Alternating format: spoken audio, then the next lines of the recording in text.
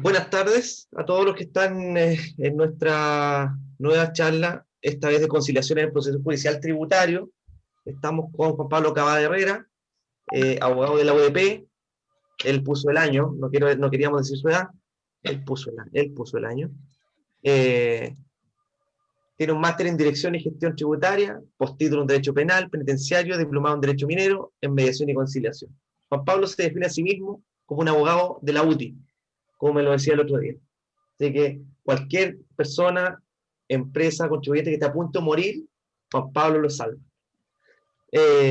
Nada, hoy día tenemos un proceso, o sea, tenemos una materia que es súper interesante, como la conciliación, que yo creo que está un poquito nueva, hay que empezar a conocerla un poquito más para definir la estrategia ya después quizás en una etapa judicial, sirve como para ir tanteando terreno, así que Juan Pablo nos va a contar en la práctica cómo es posible abordarlo. La idea es que la presentación sea bastante práctica, valga la redundancia, para que podamos nosotros aplicarlo esto cuando nos toque, nos llame el servicio en esta etapa administrativa.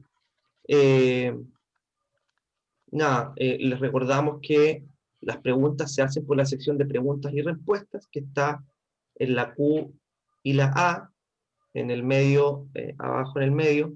Nosotros, en la medida que podamos responderla, vamos a ir respondiendo todas las inquietudes, junto con Víctor, la Gisela y el resto del equipo que está en la organización. Y algunas de ellas van a quedar para el final, para que Juan Pablo las pueda responder al aire, y también para aquellos que puedan, que quieran levantar la mano también. ¿Ok? Así que dejamos, Juan Pablo.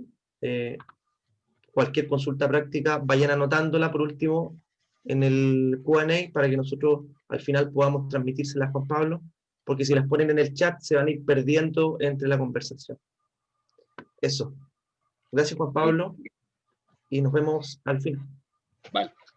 Bueno, buenas tardes, muchas gracias por la presentación.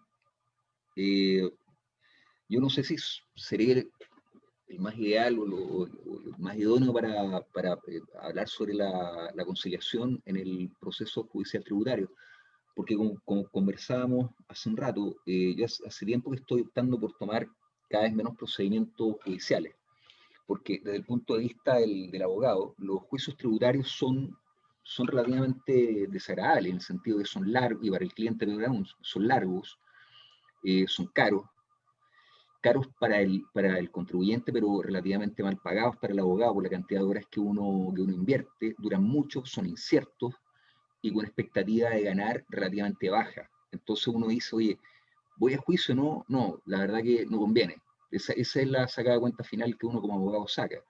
Es mucho más conveniente intentar solucionar el problema en la fiscalización, en todas las instancias que hay, desde la primera carta hasta la RAP. Trato de no llegar al tribunal tributario. Y la verdad que a mí, honestamente, me da mucho mejor en la RAP que en el tribunal tributario.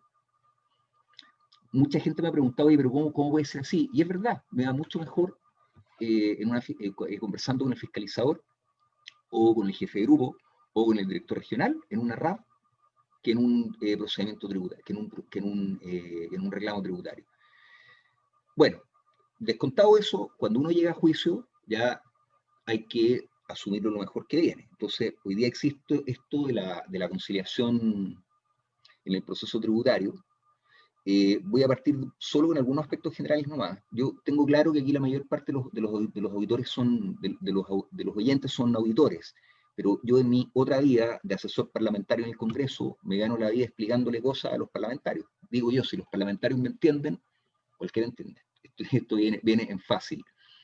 La conciliación es lo que se llama un equivalente jurisdiccional, que en el fondo es un mecanismo alternativo de solución de conflicto en que el juez puede participar activamente proponiendo las bases de un acuerdo. Y sobre esas bases del acuerdo es que las partes pueden conciliar o pueden acordar algo. Conciliar en este caso se entiende como hacer concesiones recíprocas, o sea, ambos tienen que ceder en alguna medida. Y esto sin que el juez quede inhabilitado para seguir conociendo el juicio, como lo voy a mencionar en un punto un poco más adelante. Esta es la regla general en materia judicial en Chile, pero no lo era en materia tributaria. En Chile esto existe en el Código de Procedimiento Civil desde el año 1905 y en materia tributaria no existía hasta el año 2017. Y por eso hay dos leyes, la 21.039 del 2017 y la 21.210 de modernización tributaria de este año. ¿Cuándo procede la conciliación? La conciliación procede en todas las reclamaciones por aplicación de normas tributarias, salvo los casos especiales, que son los procedimientos de reclamo de avalúo de bienes raíces, el reclamo por vulneración de derechos, la determinación judicial del impuesto de timbres y estampillas, y la declaración judicial de existencia de abuso o simulación, y la determinación de la pena por abuso. En esos casos no procede conciliación, y tampoco procede en el caso de aplicación de sanciones. Ahí tengo con un poco más de detalle los casos en que no procede: abuso o simulación, la determinación de la pena por abuso o simulación, los procedimientos de determinación de sanciones que no consisten en pena privativa de libertad, los procedimientos especiales para la aplicación de multas. Luego no procede tampoco en ninguno de los casos en los cuales el Servicio de Impuestos Internos haya ejercido acción penal. Tampoco procede en el caso de liquidaciones, resoluciones o giros de impuestos que provengan de los hechos en los cuales se ejerció acción penal. Por ejemplo, por poner un caso contingente, el caso Venta, en el que se ejerció acción penal, paralelamente salió un cobro de impuesto. Bueno, ese cobro de impuesto, esa liquidación, giro o resolución, no tiene acceso a conciliación. Ahora hay una opinión personal. En mi opinión, acá hay una contradicción. ¿Por qué? Porque hoy día Impuestos Internos puede presentar una querella contra un contribuyente.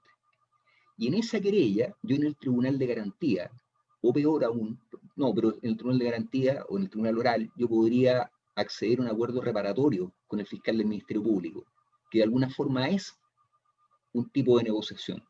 O puedo llegar a una suspensión condicional del procedimiento, pero en sede penal. Y en cambio no lo puedo hacer por los mismos hechos en el Tribunal Tributario. Entonces, a mi modo de ver, ahí está medio incompleto y es medio contradictorio.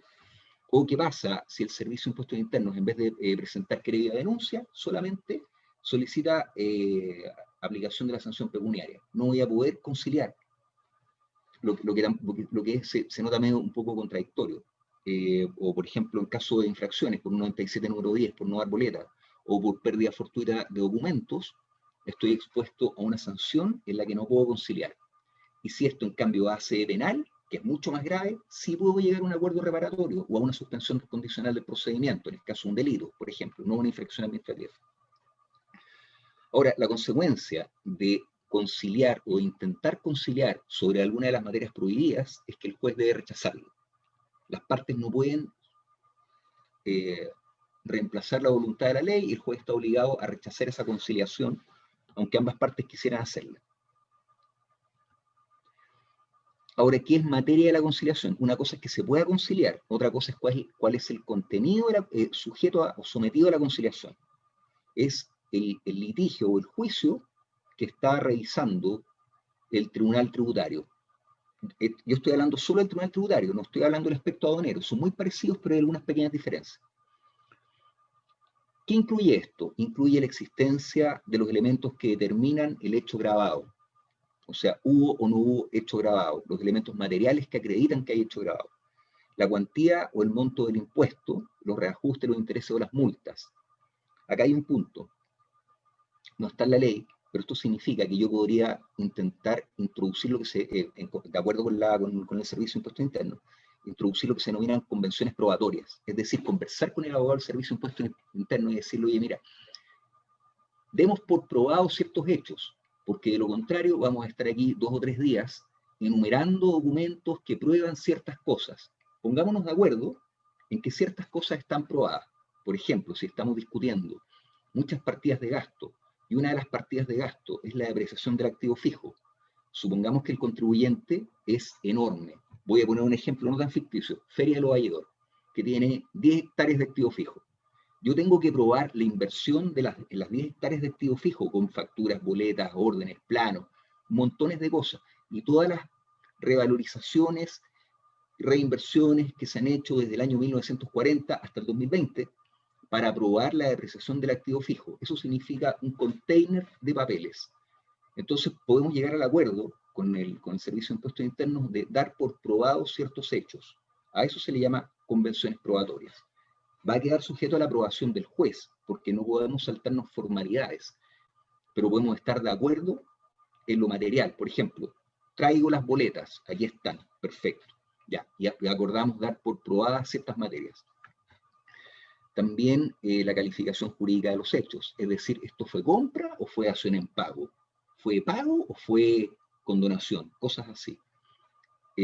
También se puede conciliar sobre la existencia de vicios, errores, manifiestos de legalidad de fondo o de forma, con ciertos límites. La condición es que todo esto tiene que haber sido alegado expresamente por el contribuyente en el reclamo, o que se trate de casos en que el tribunal pueda expresamente pronunciarse de oficio. Por lo tanto, tengo dos alternativas para poder conciliar de una materia. Una, lo reclamé, entonces podemos conciliarlo en la medida que la contraparte esté de acuerdo conmigo, o no lo reclamé, pero el tribunal tiene facultades para declararlo de oficio. Por ejemplo, lo puse en la prescripción, aunque sería un muy mal consejo no reclamar la prescripción, pensando que el tribunal lo va a declarar de oficio, porque eso no suele ocurrir. Pero, o sea, no suele ocurrir que el tribunal declare de oficio la prescripción en la práctica. Por lo tanto, no es un buen consejo. Pero si el tribunal ve que puede declarar de oficio la prescripción o una nulidad absoluta, puede llamar a conciliar teóricamente sobre eso, sin que yo lo haya hecho parte, lo haya reclamado, lo haya incluido en la reclamación. Luego, también, como materia de conciliación, Impuestos Internos puede proponer una condonación total o parcial de los intereses penales o multas, según los criterios generales que se fijen mediante resolución. Las resoluciones que establecen las condonaciones totales o parciales de intereses o multas ya están dictadas. Están las resoluciones de impuestos sobre condonación, están las resoluciones de condonación conjunta con tesorería, pero eventualmente podría dictarse una nueva resolución que establezca patrones o protocolos de condonación especiales para casos en el TTA. Podría pasar perfectamente que se establecieran algunos criterios distintos, porque el contribuyente que llega al TTA a pedir una condonación recién ahí, ya dejó pasar mucho tiempo, podría haber pedido condonación anteriormente. Luego, ¿sobre qué no puede consistir la condonación? La condonación no puede consistir en la mera disminución del monto del impuesto, salvo que se funde en, y aquí hay algunos problemas, que se funde en errores de hecho o de derecho en su determinación, o que se funden antecedentes que permitan concluir que no concurren los elementos de derecho grabado. O, y aquí hay creo a mi juicio que hay un problema, cuando los impuestos determinados resulten ser excesivos conforme a los demás antecedentes tenidos a la vista, con motivo de la conciliación. A mí, francamente, no me queda claro qué es lo que dice la norma, porque primero me dice, en ningún caso la conciliación puede consistir en la disminución del monto del impuesto, salvo que se funde en, punto, cuando los impuestos determinados sean excesivos, conforme a los demás antecedentes tenidos a la vista. No me queda nada de claro, eso es lo que dice la ley, no es una opinión personal, eso es lo que dice la norma y a mí, honestamente, no me queda claro qué es lo que quiere decir. Tampoco se pueden sanear vicios de fondo o de forma. Los de fondo que den lugar a la nulidad del acto administrativo reclamado. Estimo que esta es una norma en beneficio del contribuyente, porque si hay un vicio de fondo que origina la nulidad del acto administrativo, me pregunto, ¿por qué lo voy a conciliar? ¿Por qué el contribuyente va a estar de acuerdo en sanear en sede judicial un vicio de nulidad por el cual podría obtener la nulidad de la liquidación? Por lo tanto, no sería negocio. Entonces, para el contribuyente. Para impuestos sí, para el contribuyente no. Por lo tanto, en este caso, es lógico que la ley no permita sanear esa actuación viciada.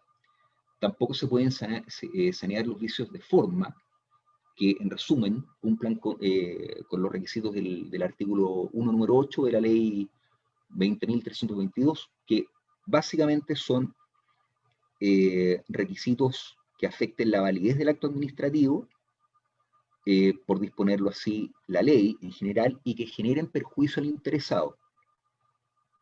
En materia tributaria casi todo genera perjuicio al interesado. Pero si el vicio es fundamental y es de forma, no se puede conciliar en el tribunal tributario. Sobre la tramitación, la conciliación se puede llevar a cabo en cualquier estado del juicio, pero el tribunal tributario está obligado a llamar a conciliación una vez vencido el plazo de 20 días del Servicio de Impuestos Internos para contestar el traslado del reclamo tributario. Más adelante tengo un flujo sobre cómo ocurre esto, en una lámina más adelante, un par de láminas más adelante. Entonces, cuando, en cualquier momento, pero el tribunal tributario está obligado a llamar a conciliación, cuando, vencido el plazo de 20 días que Impuestos Internos tiene para contestar el reclamo tributario del contribuyente. También procede de oficio o a petición de parte. La norma, que son el artículo 132 y 132 bis del Código Tributario, nunca señala que pueda ser solo una conciliación, por lo tanto podría haber más de una. Entonces, la norma no lo dice, tampoco lo prohíbe. Como puede ser en cualquier momento, yo creo que no es muy descabellado pensar que puede haber un primer intento de conciliación, una vez que llame el tribunal tributario después de transcurrido el plazo de los 20 días, y perfectamente podría haber otro intento de conciliación después de rendida la prueba. El tribunal tributario tiene que llamar a una audiencia oral, y en esa audiencia oral el juez tributario va a proponer bases de arreglo, y esas bases de arreglo son aquellas sobre las que las partes pueden intentar llegar a la conciliación. Ahora, hay un punto, y es que esta participación del juez en el procedimiento de conciliación, por expresa disposición de la ley, no lo inhabilita para seguir conociendo el juicio. ¿Cuál es la importancia de eso? Para los que no son abogados, es que si el juez emite opinión durante el juicio, el juez queda inhabilitado para seguir tramitando ese juicio. Y eso constituye lo que se llama una causal de recusación. Y el juez eventualmente podría tener que salir del juicio y ser reemplazado por otro. Bueno, en la conciliación ello no ocurre. El juez no queda inhabilitado, puede seguir conociendo el juicio y no se produce este vicio. Por lo tanto, es fundamental en qué momento del juicio el juez emite la opinión. Solo al interior de la conciliación. No lo puede hacer antes ni lo puede hacer después. Si lo hace después, yo como abogado del representante del contribuyente, tengo una causal de recusación y podría pedir la inhabilitación de ese juez. Obviamente ese es un error. El juez tendría que opinar sobre la causa antes de la conciliación y que quede constancia, o después de la conciliación y que quede constancia. Esto se realiza en una audiencia que tiene que ser continua, pero como puede ser larga, puede prolongarse en sesiones sucesivas hasta su conclusión. No hay plazo, la ley no señala plazo. Y las sesiones sucesivas son aquellas que tienen lugar el día siguiente o subsiguiente al funcionamiento ordinario del tribunal. O sea, por ejemplo, viernes, lunes o viernes, martes, pero no viernes, miércoles. La conciliación puede ser total o parcial, y en el caso de rechazo, el tribunal tributario debe recibir la causa a prueba si es que hay hechos controvertidos sobre los que haya que rendir prueba. Ahora uno se pregunta, bueno, ¿cuáles son los incentivos de la conciliación? Primero, hay desventajas para el contribuyente, que es lo que yo decía al principio. Primero, desventajas de un juicio tributario para el contribuyente. El acto recurrido, primero, tiene una presunción de legalidad, es decir, por disparatada que sea la liquidación o la resolución o el giro, se presume legal. Por lo tanto, si no lo peleo, no tengo ninguna posibilidad o casi ninguna posibilidad de ganar. Se me abre la posibilidad de la conciliación y eso ya me permite empezar a ahorrar esfuerzos en un juicio. Por lo mismo, litigar tiene un costo muy alto, es caro, es lento, es largo. La contraparte, perdón, el cliente muchas veces no entiende por qué pasa esto o esto otro, o por qué un juicio se puede demorar 8 años en total entre Tribunal Tributario y Corte Suprema. También hay intereses y multas implícitas que son altísimas y con moderadas expectativas de éxito. Por lo tanto, si pierdo, esa pérdida es muy cara. Y si gano, también es caro porque la cuenta por pagar que eventualmente Impuestos tiene a favor del contribuyente solo genera reajustes no me va a llegar una devolución de impuestos con intereses. Por el contrario, si yo tengo expectativas de perder, mi cuenta por pagar, mi deuda, se va a reajustar y sí me van a obligar intereses y multas. Por lo tanto, la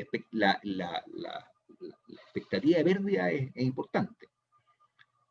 Por eso mismo me sigue conviniendo, en la medida de lo posible, llegar a conciliación. Y por último, por estrategia judicial. Esto ya es una opinión personal.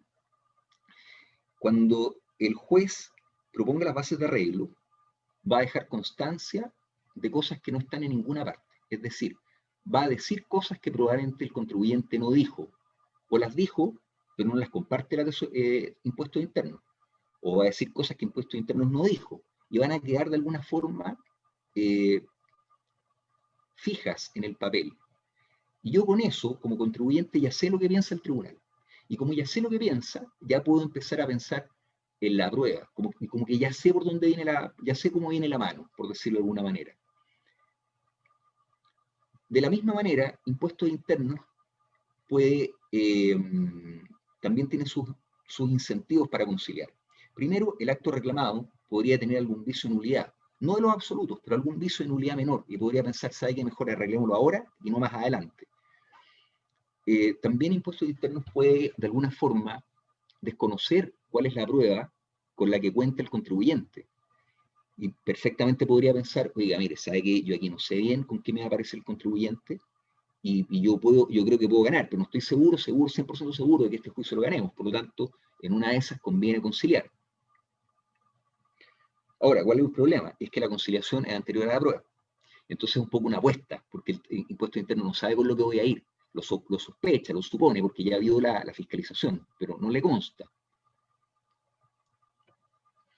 Hay formalidades que son importantes. Primero, hay que concurrir con poder, con facultades legales suficientes para poder avenir, para poder llegar a un avenimiento, por parte del abogado del Servicio de Impuestos Internos y por parte del contribuyente. Pero, por parte del abogado del Servicio de Impuestos Internos, el artículo 132 bis, en el inciso sexto, permite entender que el abogado del servicio siempre está facultado para pronunciarse sobre bases de arreglo. Es decir, cuando el abogado del servicio comparece en el tribunal tributario, tiene que llegar con un poder, con un mandato que le va a dar el director regional, o en algunos casos el director nacional. Ese poder o ese mandato no requiere decir expresamente que se le faculta para avenir o para conciliar. No lo requiere. ¿Por qué? Porque el 132 bis, inciso sexto, lo supone. Ahora, ¿qué es lo que está ocurriendo en la práctica actualmente? Que las conciliaciones, muchas veces, esto es algo que me cuenta un juez tributario, el abogado del servicio dice que no puede conciliar porque no le dieron facultades. Bueno, eso no es correcto, no es así. La ley supone que el abogado lo da por supuesto, que el abogado está expresamente facultado para aceptar o rechazar la conciliación propuesta. Por el contrario, el abogado del contribuyente sí tiene que tener un mandato expreso que le permita conciliar. Y eso está en el artículo 7, inciso segundo, del Código de Procedimiento Civil. Para los abogados esto es básico. Este es el desde. El auditor no tiene por qué saberlo. Pero en la práctica significa que si yo llego a la audiencia de conciliación con un poder incompleto, se acabó, no tengo facultades de conciliar. O eventualmente podría conciliar y el tribunal podría dar un plazo de 3 días para yo volver al tribunal con una validación de mi cliente, del contribuyente, ratificando lo hecho en representación de él. Pero corro el riesgo importante de que la audiencia no se celebre, de que el juez tributario no me aguante, o de que si efectivamente hubo conciliación, de que el abogado de impuestos internos después se arrepienta y lo rechace. No hay que olvidarse de eso. Ahora, el abogado del Servicio de Impuestos Internos tiene que aceptar o rechazar las bases de arreglo y la conciliación en la misma audiencia. No puede decirle al juez tributario, voy y vuelvo, le pregunto al director regional y vuelvo el lunes que viene. No, tiene que aceptar o rechazar total o parcialmente ahí. Ahora, la aceptación total o parcial debe ser fundada, tanto en los aspectos de hecho y de derecho. Y tiene que señalar si es que hay condiciones, por ejemplo, condiciones especiales para esa aceptación, como por ejemplo, aceptamos ciertas partidas de gasto, otras no, y las partidas que no aceptamos me van a dar lugar, por ejemplo, a una liquidación de impuestos diferente. Una condición podría ser que esa liquidación de impuestos se pague en un determinado plazo. Nunca lo he visto, pero perfectamente podría ocurrir. Por el contrario, el rechazo de la conciliación no exige que sea fundamentado. Y luego, otra formalidad, el director del Servicio de Impuestos Internos debe establecer criterios generales para aceptar las bases de arreglo para una conciliación mediante una resolución fundada. Pero es una resolución general a nivel nacional, no es caso a caso. Esa resolución no se ha dictado aún. Estuve viendo el administrador de contenidos normativos, las circulares sometidas a consulta, no vi nada sobre esto, pero esto además por resolución, no es por circular. Y luego se debe levantar un acta de conciliación. Esa acta contiene las especificaciones de la conciliación, debe ser firmada por el juez y por las partes, tiene que ser aprobada por el Tribunal Tributario mediante una resolución, por lo tanto no es automático porque la resolución va a salir un día después probablemente, y constituye una sentencia ejecutoriada para todos los efectos legales. Hay un detalle, no constituye expresamente última instancia, que es decir, no es equivalente a una sentencia pronunciada por la Corte Suprema, pero la misma norma dispone que contra esta resolución, que apruebe la conciliación, solo procede el recurso de aclaración y rectificación, es decir, solo aclarar eventuales errores, problemas de suma, problemas de citas, cosas así, pero no recursos judiciales largos, una apelación o una casación. Acá hay un flujo que se lo copié al CETU Chile. Aquí no hay que equivocarse. Como yo tengo 90 días para presentar el reclamo tributario, luego vienen los días de traslado al Servicio de Impuestos Internos, los 20 días de plazo que tiene Impuestos para responder, para contestar a mi reclamo, y ahí se cumple el día 110. Ahí es cuando el Tribunal Tributario, en el día 110, debiera llamar a conciliación, en esa parte de la línea de tiempo. Ahora, del día 0 al día 110, no todos los días vale lo mismo. ¿Por qué lo digo? Porque desde el día 0 al día 90 son días hábiles administrativos, es decir, de lunes a viernes. En cambio, del día 91 al día 110 son días hábiles judiciales, es decir, de lunes a sábados, en ambos casos excluyendo los feriados y los domingos. Por lo tanto, no son 110 días corridos, y suponiendo que entre medio no pase nada. Luego, desde el punto de vista de la implementación, se me ocurrió ver el caso de Valparaíso porque tengo una conciliación en poco tiempo más ahí, y el Tribunal Tributario de Valparaíso dictó un documento que se denomina decreto económico, que son, digamos, instrucciones judiciales que dictan los tribunales para regularse a sí mismos y regular su funcionamiento con las personas con quienes se relaciona el tribunal. Ahí está el link, y establece que para efectos de coordinación, el contribuyente o las partes, ambas partes deben enviar un correo a ese correo, al tribunal de valparaíso@tta.cl, indicando el RUT y el RIT de la causa. Tienen que individualizarse las partes, los datos, qué sé yo, el carnet, la cédula nacional de identidad por ambas partes, por ambos lados. El tribunal tributario debe confirmar la recepción de este correo, y las partes deben ingresar a la audiencia al menos 5 minutos antes para hacer pruebas de sonido, qué sé yo. Y esto se realiza por la aplicación Cisco Webex, y el ministro de Fe del Tribunal Tributario, que es el secretario, tiene que hacer todos los certificados. Tiene que certificar quién compareció, si se realizó o no la audiencia, hubo o no conciliación, cuál fue el resultado y los asistentes.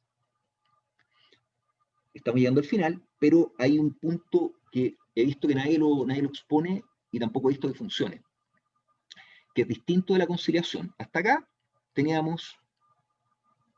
aquí teníamos conciliación. En esta lámina el título está mal porque dice avenimiento extrajudicial. El avenimiento extrajudicial empieza acá.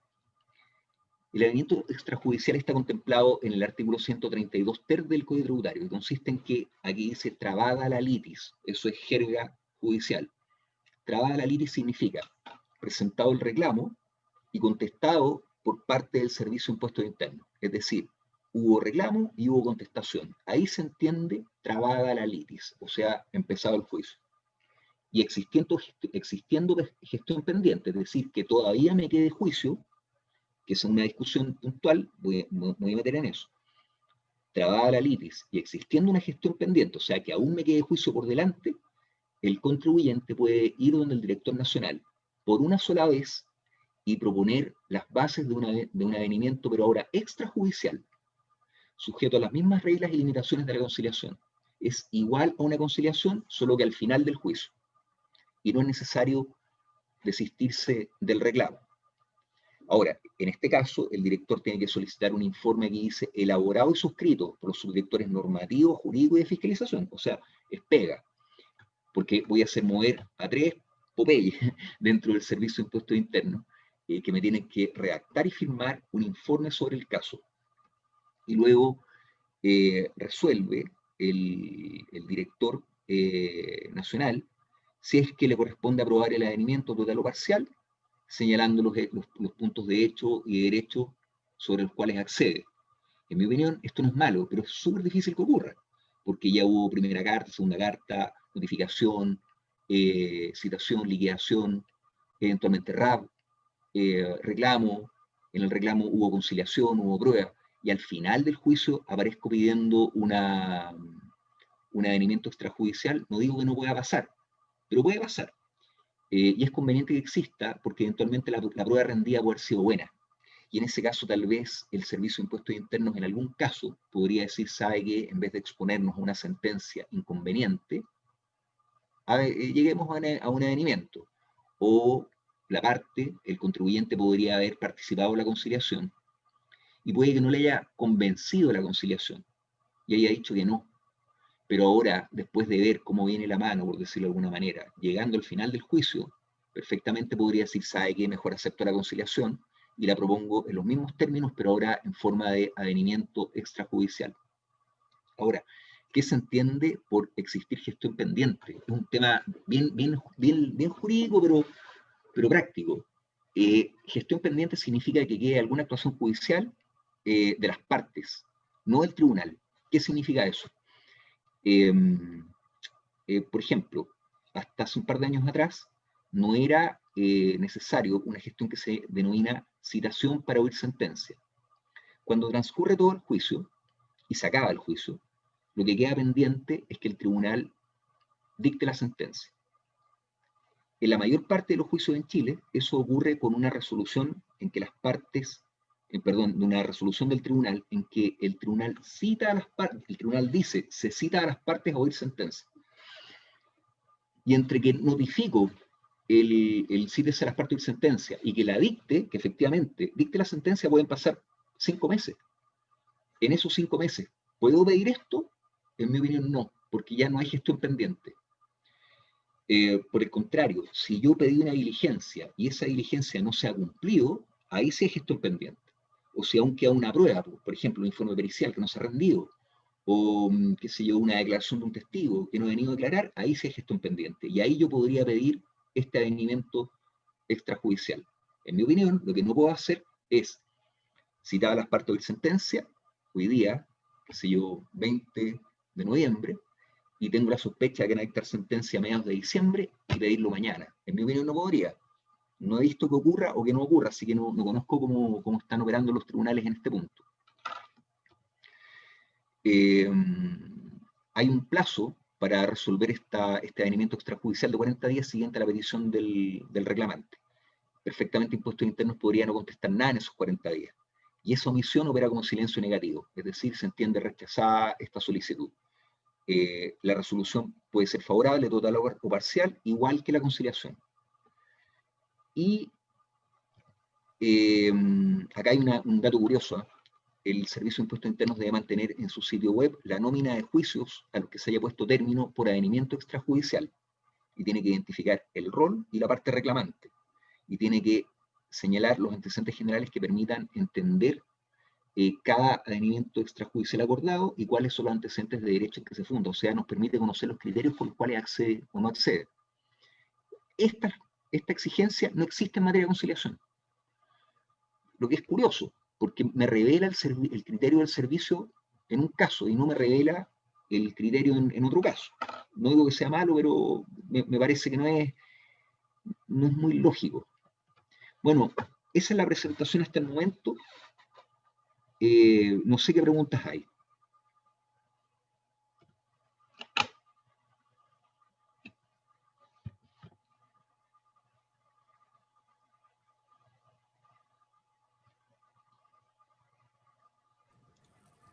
Vamos a ver. Víctor, Gracias, Juan Pablo. ayúdanos con el audio a las personas que quieran preguntar, por favor. Ya. Dale, ¿Cómo lo dale. hago? No, hasta el momento no hay ninguno con la mano alzada, pero Yo acá tengo una pregunta dale. de Jaime García. ¿Sí? Me dice, mira, si en segunda instancia se llamara conciliación, ¿se aplicarían estas normas? Oye, tengo problemas para responder eso porque, buen punto, mira, yo la otra vez escuché un seminario sobre conciliación que dio un juez tributario, el Luis Pérez creo que se llama. Se pone el caso de la segunda instancia. La norma no supone la conciliación en segunda instancia. Por lo tanto, en principio uno podría suponer que si no está facultado, si no está previsto, no podría haber conciliación en segunda instancia. Ahora, supongamos que la hay. Supongamos que hay conciliación en segunda instancia, que aparece una sala, una corte de apelaciones de alguna región por ahí que dice, hagamos conciliación.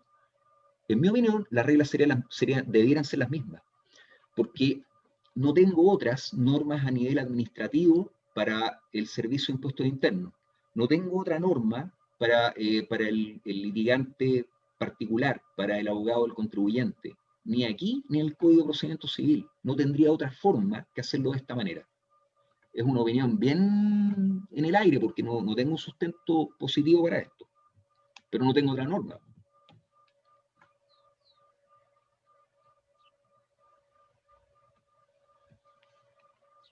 Efectivamente, le voy a dar audio ahora a Jaime García, precisamente que hizo esa pregunta, que Sí, quiere hacerte a lo mejor una pregunta presencial ahora. Jaime, ¿tienes audio? Tienes que activarlo y puedes hablar. oye, Juan Pablo, hola Jaime, tanto tiempo. ¿cómo estás tú? Bien, pues, tantos años. Sí, pues, mucho, demasiado. Para mí, por lo menos.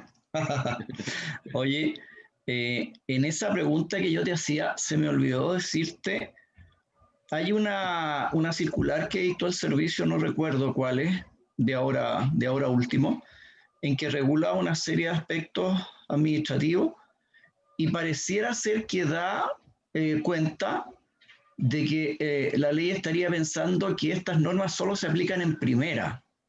Ya, Eh, y ahí tengo la duda, porque en segunda instancia los ministros te pueden llamar a conciliación, la respuesta es sí.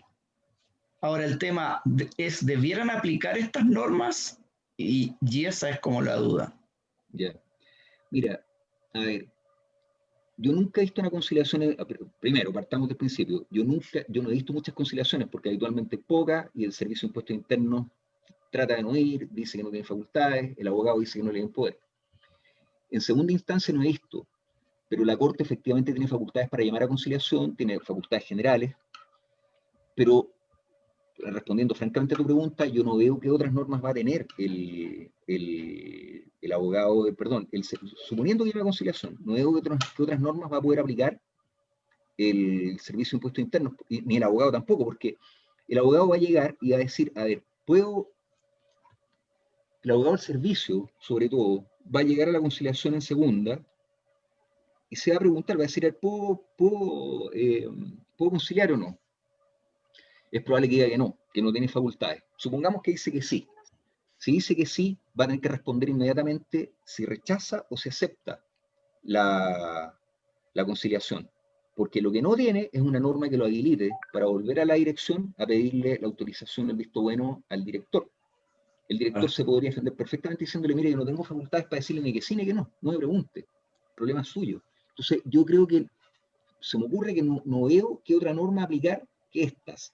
Ahora, que Impuestos Internos haya sacado efectivamente la circular que dices tú es porque no quiere conciliar en segunda instancia. No, seguro. Ok, gracias. Nada.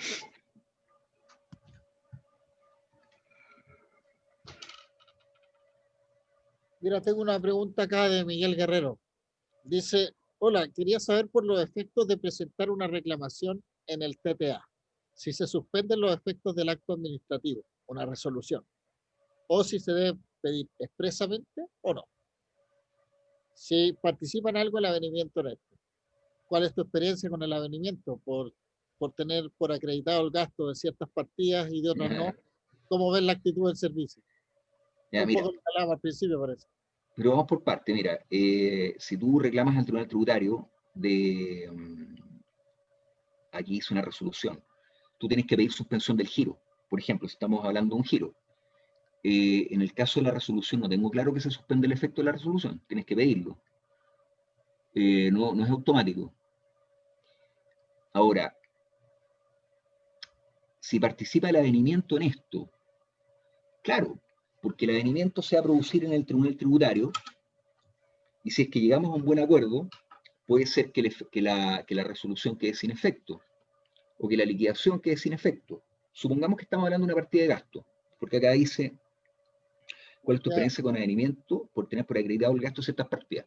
Mira, yo para no inventar un caso, lo que ocurría hace un par de años atrás, antes de la conciliación, y la conciliación como que lo ha transparentado, es que tú llegabas a la al tribunal tributario y hablabas con el abogado del servicio. En buena onda, hablaban afuera, uno se tomaba un café y uno decía, mira, estamos de acuerdo aquí y acá, sí, ya más o menos. Entramos a la audiencia, eh, se rendía a prueba y no se discutía mucho, qué sé yo. Yo creo que la conciliación hoy día ayuda a transparentar ese acuerdo informal. Ahora, en mi opinión, lo que dice aquí, cómo veo la actitud del servicio, yo creo que el servicio me va a aceptar en conciliación eh, acreditar gastos cuando en realidad no están muy discutidos los gastos. O sea, si estamos discutiendo si el gasto es necesario o no es necesario, eso no creo que me lo acepte. Lo que me podría aceptar es el respaldo material del gasto, y siempre que cumpla con los requisitos. Es decir, podemos estar discutiendo, voy a inventar un ejemplo no tan lejano, un gasto en seguridad privada, en guardia privado. Un punto es si el gasto es necesario o no es necesario. Otro punto es si lo acredité o no lo acredité. Yo veo difícil que el servicio esté dispuesto a conciliar con el contribuyente sobre el concepto de necesario. Y eso es lo que va a discutir en el tribunal. Por el contrario, sí debería estar dispuesto a acordar que el gasto, que el egreso está respaldado, siempre que yo llegue con la boleta o con la factura. Y que no me discuta que si la boleta es boleta o no es boleta, si que la primera fotocopia de la parte de arriba o la parte de abajo, porque tiene o no tiene los dos lados, las dos partes del papel. Yo hasta por ahí veo la actitud del servicio, como dice la pregunta.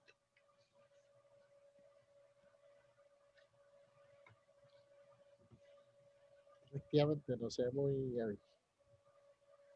muy clara la respuesta, dice Miguel Guerrero. Mira, te voy a dar un ejemplo, antes de que llegue otra pregunta. Alguien hoy día en la mañana en el chat preguntaba por un gasto respaldado con un informe, por ningún motivo. Porque impuestos tiene criterios legales y administrativos súper claros para aceptar gastos.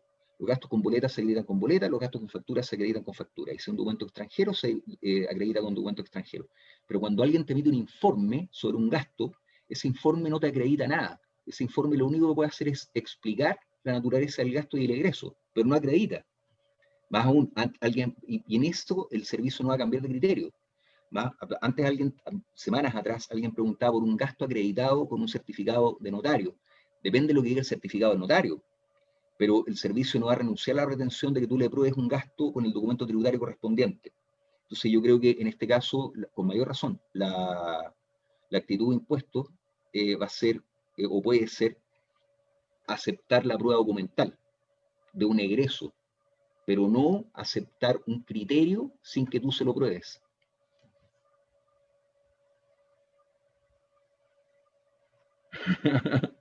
Carlos Gajardo. Claro, que hay un Carlos Gajardo en los espectadores y le están preguntando si es el fiscal. Me da la impresión que no, pero Oye, sí, súper clara la respuesta, Juan Pablo, sí, evidentemente el tema de la acreditación de gastos es súper, hay algunas veces en que la ley se hace cargo de cómo debe probarse y otras veces en que efectivamente cuando hablan de certificados notariales, y es bueno que hayas tocado el tema porque en ese momento lo tocamos bastante y yo he visto en mi pasar profesional, he visto que circula muchas veces eh, comentarios, clientes que han llegado que dicen, no, pues si yo con un certificado notarial puedo acreditar un gasto. Hay muchos que dan cierta fe de eso. Y la verdad es que, como tú bien decías, depende mucho qué es lo que está certificando el notario. O sea, si le entregaste un documento donde está reconociendo X hechos y el notario lo único que puso fue autorizo firma, la verdad es que el notario no está dando fe de nada, o sea, está dando fe que la firma que tenía ahí era la persona que le mostró el carnet y era el mismo que firmó nomás, pero Claro. no hay fe de del contenido de la declaración, que eso muchas veces lo que se pierde, lo que se pierde el foco respecto de las declaraciones notariales.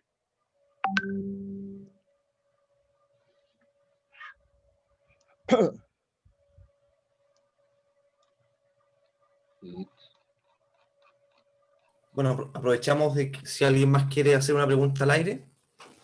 Si no, para ir redondeando y vamos cerrando para contarles de la charla del próximo viernes, que va a ser en realidad va a ser un conversatorio más que una charla, y vamos a hablar sobre el 17 número 8. Vamos a tratar de centrarnos en las 8000 UTM, que últimamente, yo creo, no sé si a varios les ha pasado, pero ha llegado harta consulta en relación a enajenación de bienes raíces, a relacionado, y si puedo o no puedo ocupar la 8000 UTM. La circular antigua sabemos que te decía que no, pero sabemos que el párrafo cambió también, así que vamos a tratar de darle una vuelta a la tuerca antes que salga la circular. Yo creo que hay otro tema que también vamos a tratar, que tiene relación con la adjudicación. Hay harto término de giro últimamente, así que la adjudicación para las personas, para los socios, persona natural, y el mayor valor que se podría generar ahí también es un poco desconocido. Ha pasado que muchos contadores de clientes se han pegado un portazo con esta norma, entendiendo que para ellos no existía tal mayor valor. Así que también es un tema que vamos a conversar ahí, porque es bastante fiscalizada esa parte por el servicio del término de giro, como escribe Cristian Fuentes, el último, y le aprovecho de decir que el último zarpazo que tienen, la última oportunidad que tienen para pegarte el zarpazo, así que es un tema interesante. 17-8 la próxima semana. Y un tema no menos importante que vamos a tratar y comentar un poco, que ha estado en tela de conversación en los últimos tiempos, es respecto de la aplicación del artículo 21 a ciertos gastos no necesarios. Así que mira, la verdad es que en la próxima semana vamos a estar reunidos los, los principales panelistas que hemos sido actores de lo que es esta iniciativa de Linked Access. Vamos a estar todos unidos en un solo lugar.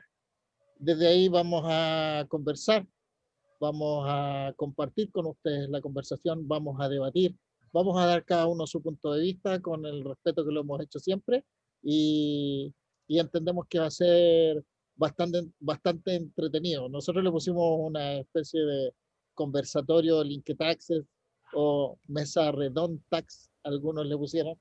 Oye, Así 8000 UTM, ya lo sé, ¿ya? Pero vale lo mismo, casi lo mismo, así que córtenla. Está agrandando el beneficio. Sí, agrandando el beneficio, Cristian, así que no te enojes. Mejor, pues, la exención. mesa redonda. Bueno, Juan Pablo, la verdad es que no hay otras personas que hayan levantado la mano. Te quiero agradecer por la exposición, por el tiempo que has dedicado a nosotros, a esta iniciativa. Yo sé que nos has acompañado desde bastante tiempo en nuestro chat y en el chat que compartimos todos los días, digamos. Así que te quiero agradecer por haberte hecho un espacio dentro de tu ajetreada agenda laboral y por haber compartido con nosotros y con todos los oyentes tus conocimientos. Agradecerte en nombre de todos, en nombre del equipo de difusión del Inquetaxi, agradecerte en nombre de los oyentes y agradecerte en nombre de las personas que en un futuro van a ver las grabaciones de esta charla. Así que espero que haya sido para todos de utilidad. Y no sé si quieres decir algo antes de despedirte, Juan Pablo. Oye, les agradezco la oportunidad porque es entretenido, es desafiante, porque no sería agradable hacer el ridículo frente a, a la gente. Hay que hacerlo bien. Y espero poder hacerlo de nuevo más adelante con temas que yo estoy viendo todos los días. Acuérdate que yo trabajo o sea, ejerzo particular, pero también trabajo en el Congreso. Entonces hay muchas cosas de actualidad legislativa que están en día a día, donde no hay información privada, no hay La información restringida. minuta del impuesto al patrimonio estuvo buena. Yo la vi, la del Congreso. Estaba buena, pero eso le hicieron 2 días. 2 días, Estuvo full. muy precisa, estuvo buena. Claro, pero fue precisa porque había poco tiempo. Si hubiéramos tenido 10 días, por decir algo, puta, tendría 30 páginas y un montón de cuestiones. Pero me gustaría aportar con cosas que yo encuentro, esto es una bola mía, cosas que son bien entretenidas y que pasan desapercibidas y que realmente uno las puede aprovechar. Tienen atractivo académico, atractivo práctico, pero hay que irlas buscando con tiempo. Como yo soy abogado y no soy auditor, no estoy pensando en el formulario, en el ejercicio, en qué código va, en qué línea va, no. Pero cosas bonitas que tienen que ver con impuestos, yo puedo ir buscando. Feliz. Súper, gracias, Juan Pablo. Ya. Nelson, ¿algo que contar? Estamos súper bien. Yo, en lo personal, no, las veces que he estudiado y he hecho postítulo y posgrado, nunca me ha tocado pasar no alcancé a pasar por la conciliación, así que para mí fue como una introducción en la práctica veía así a mis colegas en la firma participando de los procedimientos, de estos procesos, pero no me ha tocado verlo, así que me pareció bastante práctico todo lo que se dijo, muy aplicable. Vale. Excelente. Bueno, muchas gracias nuevamente, muchas gracias a todos los oyentes y nos vemos el próximo viernes a las 6 de la tarde, como toda la semana, en una nueva charla gratuita. Que Ya. esté muy bien. Charla gratuita. Listo. Luego, chao.